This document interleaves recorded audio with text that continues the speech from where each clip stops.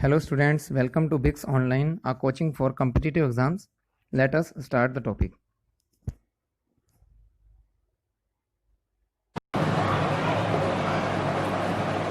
Hello students, welcome to the BICS online. तो आज की क्लास में हम शुरू करेंगे पॉलिटी और बिल्कुल बेसिक सा कॉन्सेप्ट प्रेसिडेंट ऑफ इंडिया। तो आज की क्लास का हमारा टॉपिक होगा प्रेसिडेंट ऑफ इंडिया। तो प्रेसिडेंट के बारे में हम एवरीथिंग, हर चीज डिस्कस करेंगे कि वो हमारे देश का प्रेसिडेंट कैसे बनता है, क्या उसकी क्वालिफिकेशन होती है, कौन उसे वोट देता है और आज तक का हमारे देश के कौन कौन से प्रेसिडेंट रह चुके हैं। तो सभी के बारे में डिटेल में डिस्कस करेंगे। तो फर्स्ट टॉपिक है प्रेसिडेंट ऑफ इंडिया। तो प्रेसिडेंट ऑफ इंडिया स्टार्ट करने से पहले हमें थोड़ा सा बेसिक पता होना चाहिए कि लोकसभा क्या होती है और राज्यसभा क्या होती है। वैसे तो हम आगे टॉपिक के अंदर डिस्कस करेंगे कंप्लीटली। एक हमारा टॉपिक होगा लोकसभा और एक अलग सेपरेट टॉपिक होगा राज्यसभा। बट इस प्रेसिडेंट ऑफ इंडिया ये वाला टॉपिक को पढ़ने के लिए हमें थोड़ा सा बेसिक पता होना चाहिए कि हमारे देश में लोकसभा राज्यसभा होती क्या है। तो देखो, हम थोड़ा सा लोकसभा राज्यसभा के बारे में जानते हैं। उससे पहले आज की वीडियो की स्टार्टिंग करते हैं हम एक छोटे से क्वेश्चन से। तो हमारा सबसे पहला क्वेश्चन क्या है? What is parliament? पार्लियामेंट क्या है? What is parliament? हिंदी भाषा में भी साथ साथ बताते चलेंगे। संसद किसे कहते हैं? तो बहुत सारे बच्चों को कंफ्यूजन होता है इसके अंदर, लेकिन आज की क्लास में हम स्टार्टिंग ही पार्लियामेंट से करें तो हर चीज पार्लियामेंट की सबसे पहले डिस्कस करेंगे। तो पार्लियामेंट क्या होता है? देखो, Lok Sabha plus Rajya Sabha plus president, इन तीनों को मिलाकर क्या बोलते हैं? पार्लियामेंट। तो ये क्वेश्चन क्लियर होना चाहिए कि पार्लियामेंट किस किस से बनती है? लोकसभा के सभी सदस्यों से, राज्यसभा के सभी सदस्यों से और देश का प्रेसिडेंट, इन तीनों को क्या बोलते हैं? पार्लियामेंट। बहुत सारे बच्चे क्वेश्चन में आंसर देते हैं इसके अंदर वाइस प्रेसिडेंट भी आएगा, कोई कहता नहीं सर इसके अंदर प्राइम मिनिस्टर भी आएगा। तो नहीं, ऐसा नहीं है। आगे की क्लासों में डिस्कस करेंगे, पता चलता रहेगा। जो हमारे देश का प्रधानमंत्री है वो लोकसभा का सदस्य होता है। तो लोकसभा का सदस्य के अंदर ही प्रधानमंत्री हमारा कंसिडर होगा। तो पार्लियामेंट क्या है? Lok Sabha, Rajya Sabha and president. तो ये हमारा टॉपिक है प्रेसिडेंट। दूसरा टॉपिक हमारा होगा वाइस प्रेसिडेंट। फिर हम लोकसभा राज्यसभा के बारे में डिस्कस करेंगे, लेकिन इसको अच्छे से समझने के लिए सबसे पहले हम लोकसभा राज्यसभा के बारे में थोड़ा जानते हैं। देखो, लोकसभा क्या होती है? तो यहां पे एक बॉक्स बनाता हूं मैंने यहां पे लिख दिया लोकसभा। लोकसभा किससे बनती है? जो लोकसभा के अंदर जो सदस्य होते हैं उन्हें क्या कहा जाता है? एमपीज। ओके, तो यहां पे मैं लिख देता हूं, ये है एमपीज। ये एमपीज किसके हैं? लोकसभा के।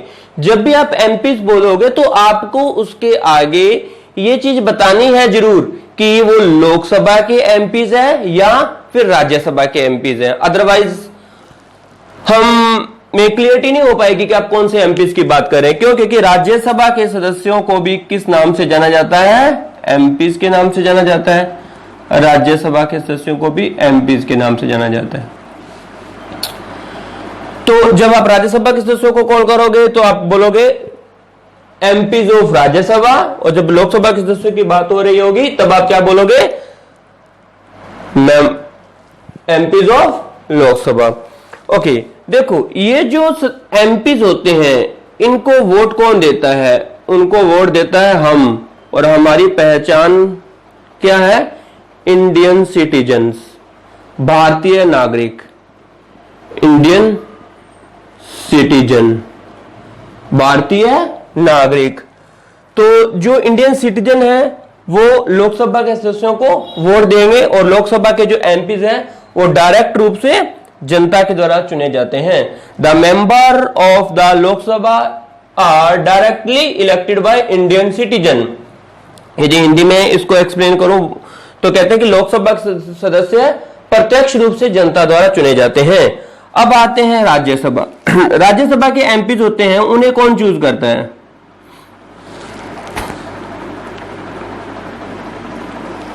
उनको वोट देते हैं एमएलएज, और एमएलएज हर स्टेट में होते हैं, आगे जैसे हम जानेंगे और इसके बारे में ज्यादा।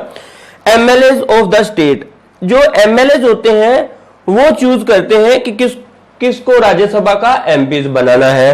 और एमएलएज को कौन चूज करता है? हम लोग, और हमारी पहचान क्या है? Indian citizen. Indian citizen.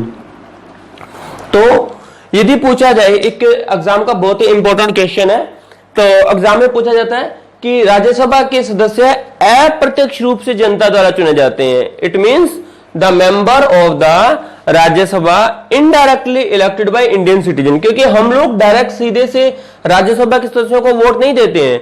Rajya Sabha हम एमएलए को वोट देते हैं, स्टेट के अंदर एमएलए होते हैं, और जो एमएलए होते हैं वो आगे जो है राज्यसभा के एमपीज को चूज करते हैं। लेकिन राज्यसभा के सदस्यों को डायरेक्ट रूप से इंडियन सिटीजन हम लोग पार्टिसिपेट करते हैं और उनको चुनते हैं, एमपीज को, लोकसभा के एमपीज को। ओके, तो आगे देखते हैं। इट मींस यहां पे आपको क्लियर हो गया कि they are directly elected by Indian citizen, और ये indirectly elected by Indian citizens, अप्रत्यक्ष रूप से जनता द्वारा चुने जाते हैं।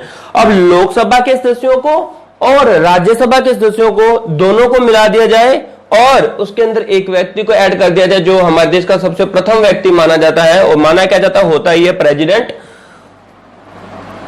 इन सब से क्या बनता है? पार्लियामेंट। तो क्वेश्चन क्लियर हुआ, पहला पार्लियामेंट। अच्छा, हम ये भी डिस्कस करेंगे कि लोकसभा में कितने एमपीज होते हैं, राज्यसभा में कितने एमपीज होते हैं। लोकसभा के एमपीज जो है वो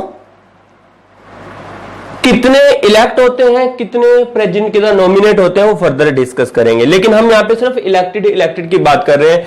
क्यों? क्योंकि आज का हमारा टॉपिक है प्रेसिडेंट ऑफ इंडिया, और प्रेसिडेंट ऑफ इंडिया के अंदर जो हमारे देश का प्रेसिडेंट होगा उसके अंदर कौन पार्टिसिपेट करेगा? Elected member of Lok Sabha and Rajya Sabha. Okay, तो हम चलते हैं। सबसे पहले देखते हैं कि हमारे देश का प्रेसिडेंट बनने के लिए क्या क्या क्वालिफिकेशन होनी चाहिए। ओके, तो हमारे देश का प्रेसिडेंट बनने के लिए सिटीजन ऑफ इंडिया, वह भारत का नागरिक होना चाहिए, और सेकंड क्या है? एटलीस्ट 35 ईयर एज, वह कम से कम 35 साल का होना चाहिए। हमारे देश के अंदर यह प्रोविजन है कि जो 35 साल से कम होगा वो देश का प्रेसिडेंट के इलेक्शन नहीं लड़ सकता या देश का प्रेसिडेंट नहीं बन सकता। Eligible to become the member of Lok Sabha, उसके अंदर लोकसभा के सदस्य बनने की सारी क्वालिफिकेशन होनी चाहिए। अब लोकसभा के सदस्य के लिए कोई ज्यादा एक्स्ट्रा से क्वालिफिकेशन नहीं होती जनरली, वो भी हम डिस्कस करेंगे आगे लोकसभा वाले चैप्टर के अंदर। बट फिर भी लोकसभा का जो मेंबर होता है उसको बनने के लिए 25 साल मिनिमम उम्र होनी चाहिए, वो एक रेगुलर वोटर होना चाहिए। ओके, बट हम ये कह रहे हैं कि जो लोकसभा के सदस्य बनने की एलिजिबिलिटी होती है वो सारी एलिजिबिलिटी किसके अंदर होनी चाहिए? प्रेसिडेंट के अंदर होनी चाहिए।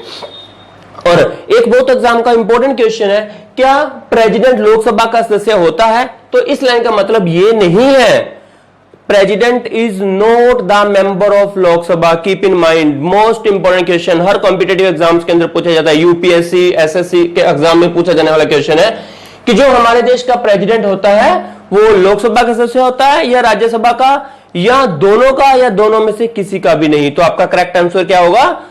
हमारे देश का प्रेसिडेंट लोकसभा और राज्यसभा दोनों में से किसी का सदस्य नहीं होता। ओके, लेकिन सिर्फ एलिजिबिलिटी शो करता है किसकी? जो हमारे देश में लोकसभा के सदस्य के पास होनी चाहिए। तो ये 3 कंडीशन हो तो देश की प्रेसिडेंट के इलेक्शन के ऊपर कोई भी व्यक्ति जो है उस पोस्ट पे हमारे देश का प्रेसिडेंट बन सकता है। उसके बाद देखते हैं मेथड। देखो, एक जनरली हम लोग क्या देखते हैं कि 2 लोग इलेक्शन में खड़े हुए हैं, टोटल लेटर सपोज करो वोट मान लेते हैं 15,000 है, एक कैंडिडेट को मिल गए 8,000 और दूसरे को मिल गए 7,000। तो हम सोचते हैं कि जिसको ज्यादा वोट मिले वही व्यक्ति इलेक्ट होगा जनरल इलेक्शन के अंदर। लेकिन प्रेसिडेंट के केस के अंदर ऐसा नहीं होता है। तो यहां पे एक स्पेशल मेथड है, सिंगल ट्रांसफरेबल वोट, वैसे इसको पूरा बोलते हैं proportional representation system by single transferable vote, PRS by single transferable vote. अच्छा, ये क्या होता है? हमारे देश का प्रेसिडेंट बनने के लिए, हमारे देश का प्रेसिडेंट बनने के लिए जिस कैंडिडेट को 50% से ज्यादा वैल्यू ऑफ वोट मिलेगी वही देश का प्रेसिडेंट बनेगा। और ये वैल्यू ऑफ वोट क्या होता है, ये जानने की कोशिश करेंगे आज की इस क्लास के अंदर। और उस वैल्यू ऑफ वोट को कैलकुलेट करने का एक थोड़ा सा कॉम्प्लेक्स प्रोसीजर होता है, उस पूरे प्रोसीजर को ही बोलते हैं सिंगल ट्रांसफरेबल वोट। वैसे हिंदी में से बोलते हैं एकल संक्रमणीय मत पद्धति। तो हम इसको शॉर्ट में देखते हैं यहां पे एक बार फिलहाल कि ये क्या होता है। अब जो ये प्रोसीजर होता है वैल्यूज ऑफ वोट को कैलकुलेट करने का, इसमें क्या है, value of vote of an MLA.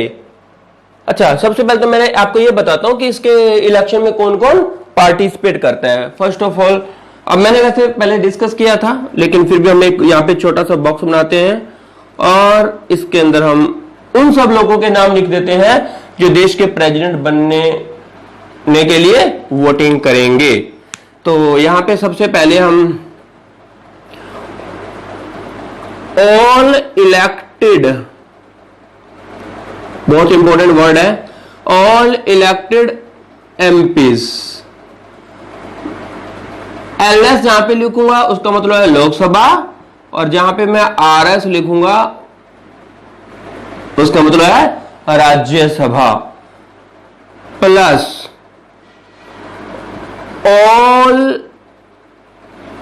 MLAs of all state, plus MLAs of UTs. देखो यहां पे मैं एमएलएज ऑफ यूटीज लिख रहा हूं तो सिर्फ उन्हीं यूटीज के एमएलए, जिस यूटीज के अंदर एमएलए होते हैं, सभी यूटीज के अंदर, यूटीज के अंदर यूनियन टेरिटरी, तो सभी यूनियन टेरिटरी के अंदर एमएलए नहीं होते हैं। क्या है कि अभी फिलहाल दिल्ली और पुदुचेरी दो ही ऐसे केंद्र शासित प्रदेश हैं जहां पर एमएलए होते हैं।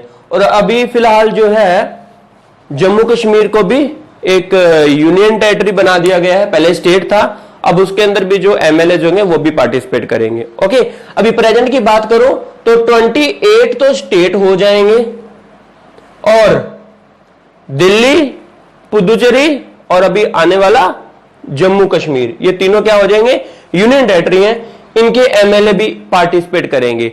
जो बाकी की यूनियन टेरिटरी होती हैं, केंद्र शासित प्रदेश होते हैं, उनके अंदर एमएलए नहीं होते हैं, सो वहां एमएलए जो होते नहीं तो पार्टिसिपेट कैसे करेंगे। तो अच्छा, एक छोटी सी लाइन में मैं ऐसे भी कह सकता हूं कि देश के अंदर जितने भी राज्य और यूनियन टेरिटरी को मिला के एमएलए है वो सारे के सारे किसके अंदर पार्टिसिपेट करते हैं, इलेक्शन ऑफ प्रेसिडेंट में। ओके, तो यहां पे देखते हैं ऑल इलेक्टेड, ये वर्ड लिखा है मैंने इलेक्टेड, बहुत इंपॉर्टेंट है, इसको ध्यान से देखिएगा, अभी आगे डिस्कस करेंगे तब पता चलेगा। एक होते हैं इलेक्टेड एमपीज, एक होते हैं नॉमिनेटेड एमपीज। राज्यसभा के अंदर जो है प्रेसिडेंट नॉमिनेट करता है और लोकसभा के अंदर भी दो सदस्यों को प्रेसिडेंट नॉमिनेट करता है, वो लोग इससे इलेक्शन में पार्टिसिपेट नहीं करेंगे। All elected MPs, Lok Sabha Rajya Sabha, plus all MLA of all state, plus MLA of the union territory where the MLA is there, ये सब लोग पार्टिसिपेट करते हैं कहां पर, इलेक्शन ऑफ प्रेसिडेंट में। ओके, जब ये लोग वोट देने के लिए जाते हैं तो हर एक एमएलए और एमपी की वोट की वैल्यू की कैलकुलेशन की जाती है, ठीक है, नंबर ऑफ वोट्स काउंट नहीं, यहाँ पे वैल्यू ऑफ वोट काउंट होती है। तो वैल्यू ऑफ वोट काउंट करने के लिए देखो मैंने एक छोटा सा फॉर्मूला लिखा है। फर्स्ट ऑफ ऑल हम कैलकुलेट करते हैं एमएलए के वोट की value, values of vote of an MLA, MLA के वोट की value, total population of the state, उस राज्य, जिस राज्य के एमएलए की वोट की वैल्यू को कैलकुलेट कर रहे हैं वहां की पॉपुलेशन। अच्छा, ये पॉपुलेशन प्रेजेंट वाली नहीं होगी, ये according to the census of 1971 वाली को बेस मानकर ये पॉपुलेशन 1971 के अकॉर्डिंगली ली जाएगी। Okay, the population of the state divide by total MLAs of the state. उस राज्य में कितने एमएलएज हैं उसको डिवाइड कर देंगे 1000 से, तो यहां से एक एग्जैक्ट वैल्यू निकल के आ जाएगी। देखो मैं थोड़ा सा दोबारा बता देता हूं। Population of the state, state की पॉपुलेशन, जैसे मान लीजिए मैं किसी भी स्टेट का एग्जांपल लूं तो वहां की जितनी पॉपुलेशन होगी वहां पे टोटल नंबर ऑफ एमएलए दोनों को डिवाइड कर देंगे और उसके बाद 1000 से डिवाइड कर देंगे, तो ये value of vote of an MLA, एक एमएलए के वोट की वैल्यू आ जाएगी। उसके बाद उस स्टेट के अंदर जितने एमएलए हैं उससे मल्टीप्लाई कर देंगे तो total value of vote of an MLA आ जाएगी।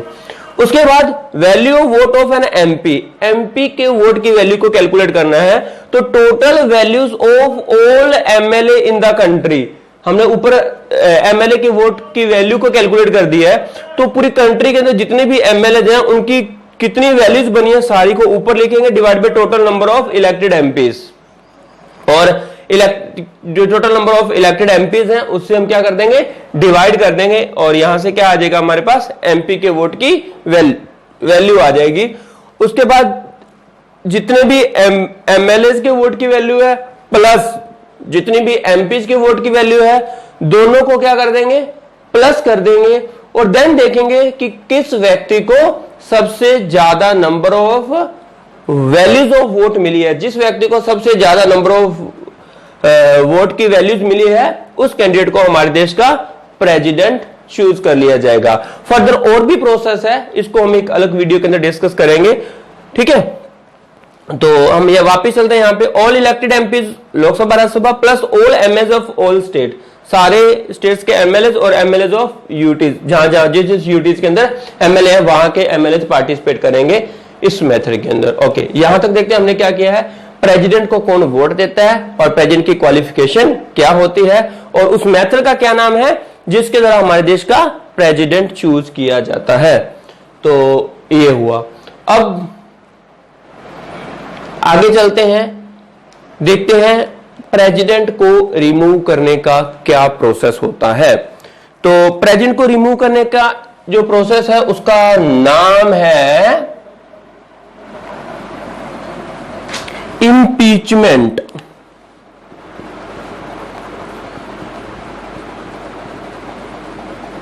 इम्पीचमेंट हिंदी भाषा में इसे बोलते हैं महाभियोग।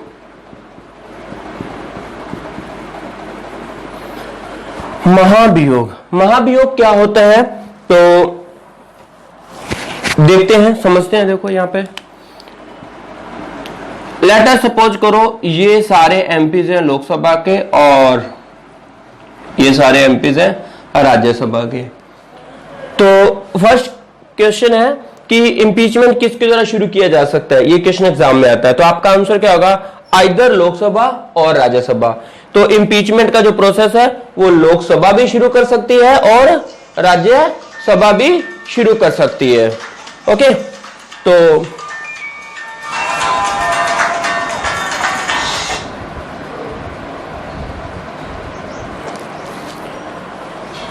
यदि इंपीचमेंट का प्रोसेस राज्यसभा शुरू करना चाहती है तो राज्यसभा की टोटल स्ट्रेंथ का 1/4 स्ट्रेंथ होना जरूरी है। यदि राष्ट्रपति को हटाने का प्रोसेस राज्यसभा शुरू कर रही है, पहली बात तो राष्ट्रपति को क्यों हटाएंगे, एक छोटी सी सिंगल लाइन के अंदर इसका जवाब दे देता हूं कि यदि हमारे देश के राष्ट्रपति ने हमारे देश के संविधान की पालना नहीं की होगी तो हम राष्ट्रपति को हटाने की का जो प्रोसेस है वो शुरू कर सकते हैं। Okay, if president do not follow the constitution of India then we can start the impeachment against the president। Okay, यहां पे चलते हैं। यदि राज्यसभा राष्ट्रपति के अगेंस्ट इंपीचमेंट को शुरू करना चाहती है तो जितनी राज्यसभा की स्ट्रेंथ है उसका 1/4 ऑफ जो स्ट्रेंथ है वो होना जरूरी है। यदि 1/4 of the member of Rajya Sabha इस बात के लिए एग्री है कि हम देश के प्रेसिडेंट को हटाना चाहते हैं देन ही इंपीचमेंट शुरू हो पाएगा, अदरवाइज नहीं। लेट अस सपोज करो 1/4 से ज्यादा स्ट्रेंथ हो जाती है और प्रेसिडेंट के खिलाफ इंपीचमेंट शुरू हो गया, उसको हटाने का प्रोसेस शुरू हो गया।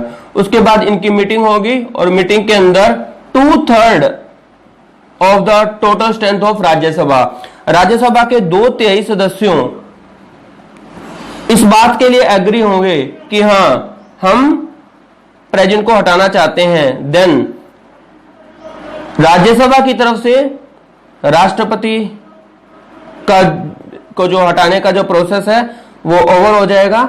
और ये जो 2/3 मेंबर हैं जिन्होंने जो राज्यसभा के 2/3 मेंबर है जिन्होंने राष्ट्रपति को हटाने के का जो के फेवर में है, तो उसके बाद ही एक लेटर इश्यू होगा और किसके पास चला जाएगा, लोकसभा के पास। अब लोकसभा वाले भी ये जो राज्यसभा के लोग हैं वो राष्ट्रपति को क्यों हटा रहे हैं, जो जो उन्होंने उस लेटर के अंदर लिखा होगा उसके ऊपर डिस्कशन करेंगे। यदि डिस्कशन के बाद लोकसभा के भी 2/3 सदस्य इस बात के लिए एग्री हो जाते हैं, यदि लोकसभा के भी 2/3 सदस्य इस बात के लिए एग्री हो जाते हैं कि जिस वजह से जो रीजन इन्होंने राज्यसभा के लोगों ने लिख के दिए हैं वो बिल्कुल सही है और इनकी भी 2/3 मेजोरिटी हो जाती है, तो प्रेसिडेंट को अपनी पोस्ट से हटा दिया जाएगा। लेकिन ध्यान रखिए, प्रेसिडेंट को जब हटाया जा रहा है तो उसको हटाने से 14 डेज पहले, 14 दिन पहले राष्ट्रपति को एक लेटर सौंपा जाएगा कि हम आपको हटाने का जो प्रोसेस है वो पार्लियामेंट के अंदर शुरू करने जा रहे हैं। ये रीजन है जिस वजह से हम आपको हटा रहे हैं। ओके, तो दोबारा से देखते हैं। यदि राज्यसभा के लोग हटाना चाहते हैं तो उनका 1/4 ऑफ लोगों का होना जरूरी है, और यदि 1/4 लोगों का एग्रीमेंट हो जाता है देन प्रोसेस शुरू होगा और 2/3 लोगों की मंजूरी होगी और 2/3 लोग जो पीपल है या राज्यसभा के वो एग्री हो जाते हैं तो लेटर कहां पे चला जाएगा, लोकसभा के पास चला जाएगा। लोकसभा के भी 2/3 मेजोरिटी हो जाती है तो प्रेसिडेंट को उसकी पोस्ट से हटा दिया जाएगा। अच्छा, ये सेम प्रोसेस ये लोग भी शुरू कर सकते हैं। यदि लोकसभा के लोग हटाना चाहते हैं तो उनकी 1/4 ऑफ लोगों की मेजोरिटी होनी चाहिए, देन प्रोसेस हटाने का प्रोसेस शुरू हो सकता है। यदि 1/4 ऑफ लोगों का एग्रीमेंट हो गया उसके बाद मीटिंग होगी, मीटिंग के अंदर 2/3 लोगों का एग्रीमेंट हो जाता है, देन ये एक लेटर लिखेंगे और राज्यसभा के लोगों के पास जाएगा। फिर राज्यसभा के लोग उसको देखेंगे कि क्या जिस वजह से वो हटा रहे हैं क्या उसको हटाने का प्रोसेस सही है, कंडीशन सही है। यदि यस होगा देन ही प्रेसिडेंट को उसकी पोस्ट से हटाया जाएगा। अब मैं ये कह रहा हूं कि लोकसभा और राज्यसभा दोनों का एग्रीमेंट होना जरूरी है। किसके लिए, किसके लिए, राष्ट्रपति को हटाने के लिए। अच्छा, दो अलग अलग क्वेश्चन है, बड़े ही ध्यान से सुनिएगा। यदि मैं पूछूं कि राष्ट्रपति को हटाने का प्रोसेस कौन शुरू कर सकता है तो आप कह सकते हो आइदर ऑफ लोकसभा और राज्यसभा। और यदि मैं ये बात कहूं कि राष्ट्रपति को कौन हटा सकता है तो आप क्या कहोगे, लोकसभा एंड राज्यसभा दोनों लोग मिलकर। यदि राष्ट्रपति को हटाना है तो दोनों लोग मिलकर हटाएंगे, और यदि प्रोसेस को शुरू करना है तो either house of the parliament, दोनों संसद के दोनों सदनों में से कोई सा भी सदन जो है प्रेसिडेंट के अगेंस्ट इंपीचमेंट शुरू कर सकता है। लेकिन ध्यान रहे, आज तक के रिकॉर्ड में हमारे देश में किसी भी प्रेसिडेंट के अगेंस्ट इंपीचमेंट नहीं लाया गया है। ओके, इट मींस कि जिस व्यक्ति को हम प्रेसिडेंट चूज कर रहे हैं वो सही से हमारे देश में हमारे देश के कॉन्स्टिट्यूशन का पालन कर रहा है। ओके, तो अब देखो हमने 3 चीजें डिस्कस की, क्वालिफिकेशन, मेथड और इंपीचमेंट। अब हम कुछ इंपॉर्टेंट पॉइंट डिस्कस करते हैं कि कौन कौन से इंपॉर्टेंट पॉइंट्स हैं प्रेसिडेंट के बारे में। उसके बाद हम पूरी की पूरी list of the president discuss करेंगे। ओके, तो कुछ जनरल पॉइंट्स डिस्कस करते हैं सबसे पहले।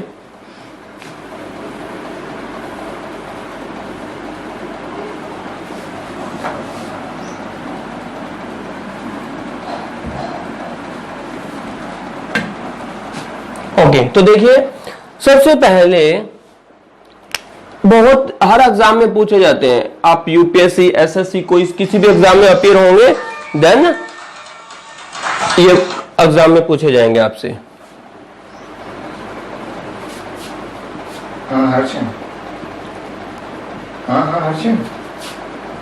इंपॉर्टेंट पॉइंट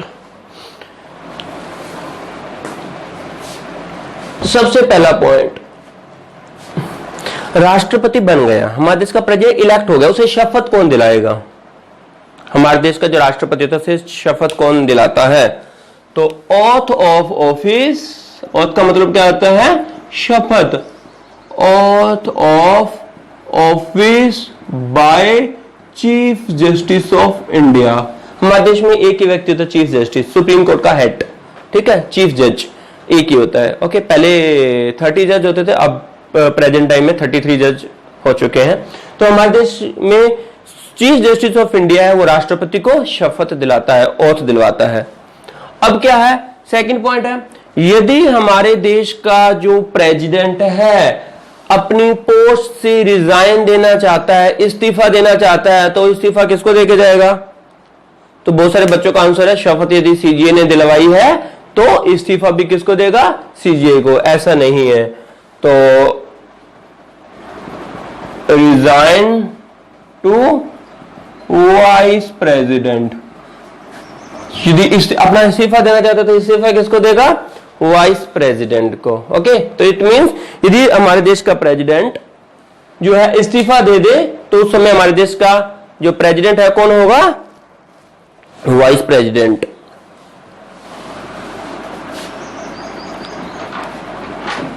और यदि वाइस प्रेसिडेंट हमारे देश का प्रेसिडेंट बन जाता है तो कितने समय के लिए हमारे देश का प्रेसिडेंट रह सकता है? Maximum for 6 month. With in the 6 month दोबारा से इलेक्शन हो जाएगा और हमारे देश का नया राष्ट्रपति बन जाएगा। ओके, नेक्स्ट थर्ड पॉइंट, इसका टेन्योर कितना होता है? कार्यकाल। हमारे देश का जो राष्ट्रपति है कितने समय के लिए चूज किया जाता है? तो उसका आंसर क्या होगा? 5 इयर्स।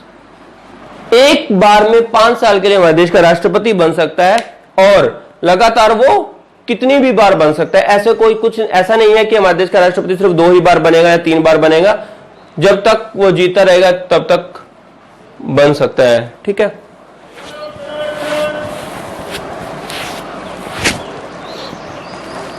नेक्स्ट है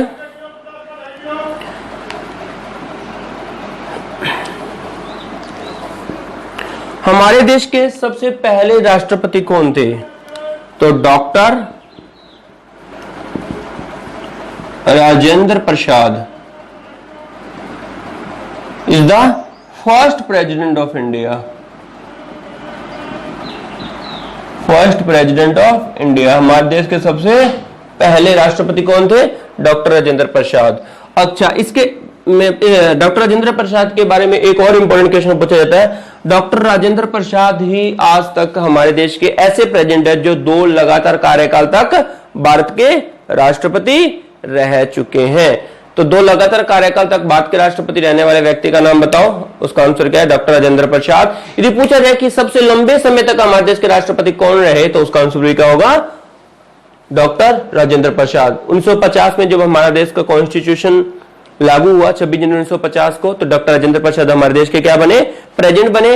1950 से 1952 2 साल तक, फिर 52 में इलेक्शन हुए, 52 से लेके 57 और 57 से लेके 62 1962 तक, लगभग 11-12 साल तक हमारे देश के राष्ट्रपति रहे हैं। आज नेक्स्ट वाली वीडियो में हम कंप्लीट उनके टेन्योर के बारे में ही डिस्कस करेंगे। उसके बाद नेक्स्ट पॉइंट आता है कि हमारे देश के ऐसे कौन से राष्ट्रपति थे जो अपने ही कार्यकाल में मर गए। तो जब हमें सभी राष्ट्रपति की लिस्ट याद हो जाएगी तो हम ये भी देख लेंगे, है ना। तो इसका आंसर है doctor Zakir Hussain and F.A. Ahmed. F.A. Ahmed, Fakhruddin Ali Ahmed, है ना। तो doctor Zakir Hussain, doctor Zakir Hussain and F.A. Ahmed died during his tenure. अपने ही कार्यकाल में मरने वाले हमारे देश के राष्ट्रपति कौन थे? Doctor Zakir Hussain and F.A. Ahmed. एक क्वेश्चन एग्जाम में लास्ट ईयर पूछा गया था एसएससी के अंदर कि अनअपोज इलेक्टेड प्रेसिडेंट कौन थे हमारे देश के। मतलब जब इलेक्शन हुआ तो उनके अपोजिट में कोई खड़ा नहीं हुआ, तो जितने भी वोट है सब उनको मिले अनअपोज। तो उसका आंसर क्या है? नीलम संजीव रेड्डी। तो नीलम संजीव रेड्डी हमारे देश के ऐसे राष्ट्रपति थे जो अनअपोज्ड चुने गए थे। ओके, तो ये कुछ इंपॉर्टेंट पॉइंट है। इसके बाद और भी हम डिस्कस करेंगे, जैसे एग्जाम में पूछ ले पहले मुस्लिम प्रेसिडेंट कौन थे, तो उसका आंसर भी क्या होगा, डॉक्टर जाकिर हुसैन। पूछा जाएगा कि हमारे देश के दूसरे राष्ट्रपति कौन थे, तो सर्वपल्ली राधाकृष्णन।